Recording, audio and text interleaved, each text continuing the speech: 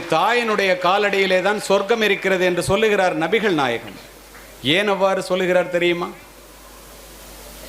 10 மாதம் உன்னை சுமந்து புரண்டு படுத்தால் கூட உனக்கு வலிக்குமே என்று உனக்கு வேண்டியதை மட்டும் உண்டு, தனக்கு வேண்டியதை வெறுத்து, நீ பிறப்பதற்கு முன்பே உனக்காக இறைவனிடம் வேண்டிய ஒரு ஜீவன், உன்னதமான ஜீவன் இந்த உலகத்தில் உண்டென்றால் அது உன்னை பெற்றெடுத்த தாயை தவிர யாரும்.